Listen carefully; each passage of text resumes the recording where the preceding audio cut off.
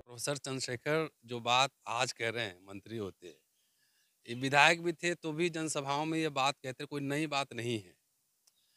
अगर यही अभी मान लीजिए कि जेडीयू और बीजेपी का गठबंधन रहता और यही बात कोई जेडीयू का नेता बोल दिया रहता, तो क्या गोदी मीडिया वैसी चिल्लाती? ये बताइए। तो ये रामचरितमानस नहीं, ये कुछ धर्म का भी चक्कर नहीं, ये धंधा, राजनीतिक धंधा ज़्यादा है। अब मैं दूसरी बात और बताता हूँ। भाई, जिस ग्रंथ से, चाहे जिस वस्तु से किसी का घर चलता हो, पेट चलता हो, हाँ, जिसको सर्वोच्चता मिलता हो, जिसको सर्वोच्चता का अहम तुष्ट होता हो, तो उसके लिए तो वो ग्रंथ पवित्र ही ग्रंथ होगा ना। और जिस समुदाय को, जिस व्यक्ति को आहत होता हो, जिसको ग्रंथों में रामचरितमानस ही क्यों, धर्मशास्त्र पूरा उठाइए, मेरे पास पुराण रखा हुआ, मैं लेके आता हूँ। कोई बहस करना है तो बोल दे कि अगले दिन इस पुराण पे चर्चा होगी, तो वही पुराण पढ़ के आऊँगा। तो जिस समुदाय को, एक बड़े समुदाय को आहत होता हो उससे, जिसको नीच समझा गया हो, पढ़ने का अधिकार नहीं, लिखने का अधिकार नहीं, नीच समझा गया हो, तो वो तो तीखी प्रतिक्रिया करेगा ही करेगा। आप ये पूछो कि फिर डॉक्टर अंबेडकर ने मनुस्मृति जलाई ना, क्यों जलाई थी? और वो भारत सरकार चाहे महाराष्ट्र सरकार जो किताबें छापती हैं, बाकायदा उसमें पूरा विवरण है, बॉम्बे क्रॉनिकल कैसे रिपोर्ट करा, सब कुछ छपा हुआ है। तो जो धर्म और जो शास्त्र और जो साहित्य किसी समुदाय को अगर नीच समझता हो, छोटा समझता हो, पढ़ने लिखने के काबिल न समझता हो, तो 21वीं सदी है ना, सोशल मीडिया की, उसमें तो बहस होगी ही, वो तो उसको धिक्कारेगा ही। तो प्रोफेसर चंद्रशेखर ने मैं उनको जानता हूँ, व्यक्तिगत रूप से भी जानता हूँ, जो उन्होंने कहा है, तो इस पे उनको तो एक साधुवाद है कि कम से कम फिर से रामचरितमानस ही क्यों, अब सारे संस्कृत साहित्य में फिर से बहस शुरू हो। जिनको अच्छा लगेगा अच्छा वाला निकालेंगे, जिनको खराब लगेगा खराब वाला निकालेंगे। तो आखिर जो ऊंच नीच भेदभाव का जो अभी भी व्याप्त है इस भारत में, ये कहाँ से आया है? ये सवाल तो पूछा जाएगा। तो अभी जो संघ स्कूल ऑफ थॉट है, वो कहेंगे कि मुसलमानों ने लाया। तो मुसलमान के कौन से ग्रंथ में इसको थ्योराइज किया गया है, कौन से ग्रंथ में इन सिद्धांतों को प्रतिपादित किया, वो तो बताना पड़ेगा। और उसके पहले भी जितने संस्कृत साहित्य हैं, बुद्धिस्ट साहित्य में क्या लिखा गया है, जैन साहित्य में क्या लिखा गया है, आखिर बुद्ध की उत्पत्ति जो है, जो उदय हो रहा है, वो किसके खिलाफ हो रहा है? ये सवाल तो बनता है ना कि उनकी उत्पत्ति किसके खिलाफ हो रहा है? कोई मुसलमान के खिलाफ हो रहा है, ये ब्राह्मण धर्म के खिलाफ हो रहा है। तो ये जो लोग कह रहे हैं कि मुसलमानों के आने से जाति व्यवस्था, वर्ण व्यवस्था आई, तो आप ढो क्यों रहे हो? छोड़ दो ना। मुसलमानों को तो बहुत कुछ, मुसलमानों से तो दिक्कत है आपको। तो मुसलमान के बिरयानी से दिक्कत नहीं है, मुसलमान से दिक्कत है ना। उनका मटन बिरयानी, चिकन बिरयानी दबा के खाते हो, तो छोड़ दो उसको। तो सवाल है, सारे संस्कृत साहित्य की स्क्रूटनी होनी चाहिए और रिगरस स्क्रूटनी होनी चाहिए। और जिनको भी इनकी भावना, जिनकी आहत होती है, जिनके समुदाय को, महिलाओं को या शूद्रों को, अस्पृश्यों को जिनको बनाया गया है, उनको पूरा संविधान अधिकार देता है, उनको रगड़ के जो है इसको एग्जामिनेशन करे, रगड़ाई खूब जोर से हो। आखिर सच्ची रामायण जब प्रकाशित हुई, ललई सिंह यादव, अब तो 10 वॉल्यूम में किताब भी आ गई उनकी रचना है, तो वो मामला सुप्रीम कोर्ट पहुंचा था ना। सरकार बैन करना चाहती थी, सुप्रीम कोर्ट ने क्या कहा था? बैन होने दिया था? नहीं होने दिया था। किताब छापा आपने, वर्ण व्यवस्था बनाने में आपको मजा आ रहा था, अस्पृश्यता बनाने में मजा आ रहा था, और जब उसको, उस पर सवाल उठ रहा है तो दर्द हो रहा है। तो अगर ये दर्द हो रहा है तो ऐसे आखिर प्रोफेसर अभी जहाँ तक मुझे पता है कि अड़े हुए हैं। तो ऐसे ऐसे लोगों को तो सलाम भी करना चाहिए कि जो मंत्री होते हुए भी अड़े हुए हैं, हिले नहीं। तो ऐसे मंत्री पद आएंगे जाएंगे, विधायक एमपी सांसद बनते रहेंगे, लेकिन जिन शास्त्रों की वजह से एक बड़े समुदाय को तुच्छ है, निम्न समझा गया, तो ये तो लोग समीक्षा कर रहे हैं, तो रिगरस और समीक्षा होनी चाहिए। आप एकदम पन्ना दर पन्ना ढूंढ के निकालना चाहिए, क्योंकि किताब खाली नहीं है। आप समझिए, डॉक्टर अंबेडकर ने कहा है, निकाल रहे हैं ना, तो अच्छी बात है। डॉक्टर अंबेडकर ने कहा है कि सब मनुस्मृति नहीं पढ़ता, लेकिन पीढ़ी दर पीढ़ी कहते सुनते माथे में प्रथाएं इतनी प्रबल हो जाती हैं कि वो उसको ऐसी स्वतः ही लागू करता है। ऊंच नीच का जो भेदभाव है, ये कौन सिखलाता है? घर में ही सिखलाता है ना। और सीखने का सूत्र कहाँ से आ रहा है? कौन से ग्रंथ से आ रहा है? ये अलबरूनी ने आया था, उसने बनाया था क्या? इल्तुतमिश ने बनाया था, अकबर ने बनाया था, बाबर ने, किसने बनाया? आप ही के ग्रंथों ने बनाया था। तो जब उसका आनंद लेना था, ले रहे हैं, अभी भी ले रहे हैं, तो अच्छा मीठा मीठा। और जब उसमें क्रिटिकल एग्जामिनेशन हो रहा है तो तीता तीता, तो ये तो होगा ही। अब देखिए, तो लोग खुल के अब सोशल मीडिया पे पन्ना दर पन्ना छिटका रहे हैं ना, ओरिजिनल टेक्स्ट का छिटका रहे हैं।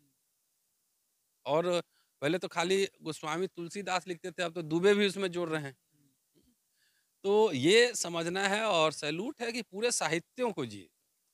अब तो हमारे समाज में धीरे धीरे जागृति आई है कि लोग साहित्य में जा रहे हैं, सोशल मीडिया पे रगड़ दे रहे हैं पन्ना दर पन्ना निकाल के। ये सिर्फ साहित्य नहीं ना, माथे में अभी जो लोग शासक समूह है ना, माथे में यूनिवर्सिटी कॉलेज में जाके देखिए ना, माथे में भरा हुआ, अच्छा ये ओबीसी है, इसको दबा दो, शेड्यूल कास्ट है, इसको दबा दो।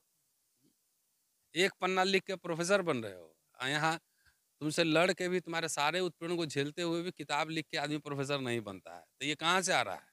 ये परंपराएं, ये जस्टिफिकेशन कहाँ से आ रहा है? तुम सुपीरियर हो, कैसे सुपीरियर हो? तुम्हारी सबका मेरिट चेक करो पहले। तो ये एक प्रतीक है। ऐसे ऐसे शास्त्र एक प्रतीक हैं जिसमें बहुसंख्यकों को दबाने का, उसके शोषण का, उसके दमन का वो प्रतीक है। उसकी समीक्षा लगातार होनी चाहिए। लेकिन तमाम लोग पूछ रहे हैं, जब 16वीं सदी में रामचरितमानस लिखी जा रही थी, जब मुगलों का शासन था भारत पर, तो मुगलों के बारे में क्यों नहीं लिखा हुआ? उसमें शूद्रों के या पिछड़ों के बारे में क्यों लिखा हुआ? अच्छा, एक बार बताओ, अंग्रेजों का शासन काल था तो अंग्रेजों का गुणगान नहीं हुआ? हुआ ना। तो इस समुदाय का चरित्र समझो पहले। आखिर अकबर के दरबार में नवरत्न कौन थे? क्या सारे मुसलमान शासक थे? सारे सूबेदार, मनसबदार, जागीरदार सब मुसलमान थे? मुसलमान राजा थे, सारे मुसलमान राजा नहीं थे। इसलिए हिंदू जो है, सेनापति आप देखिएगा तो मुस्लिम राजाओं के सेना में आधे हिंदू मिलेंगे, जागीरदार सूबेदार मिलेंगे, सारे वहाँ पे मजे ले रहे थे वहाँ पर। और ये मैं बता दूं, जो कहते हैं, जो बहादुर शाह जफर का नाम सुने हैं ना, 1857 लीड कर रहे थे, उनके खानदान के लोगों का जाके पता कीजिए।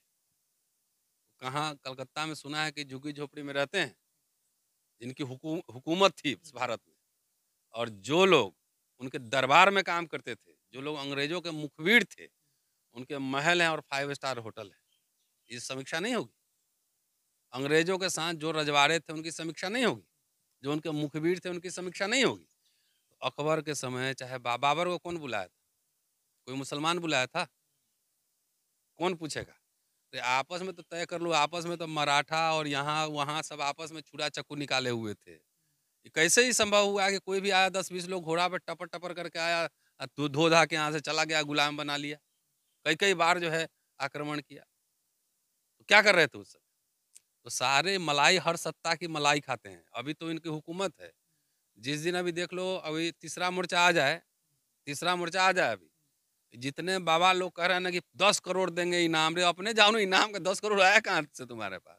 जितने बाबा लोग जो है कह रहे हैं जीव काट लो 10 करोड़ देंगे, ये सब बाबा बिल में घुस जाएगा। ये सब अभी तो शासन का सह मिला हुआ है ना, प्रोटेक्शन है। इस वजह से जो मर्जी है, सीबीआई इनकम टैक्स क्यों नहीं पद बताओ कहाँ है 10 करोड़ रुपया दिखाओ। लेकिन सर, मीडिया जो इतनी तिल मिला रही है, जो इतना दर्द मीडिया हम क्या कहें, जिसका पेट भरता है, इसको सरकार से इसको पैसा मिलता है, सारे उसमें जाके देखो कौन लोग हैं जो चिल्ला रहे हैं।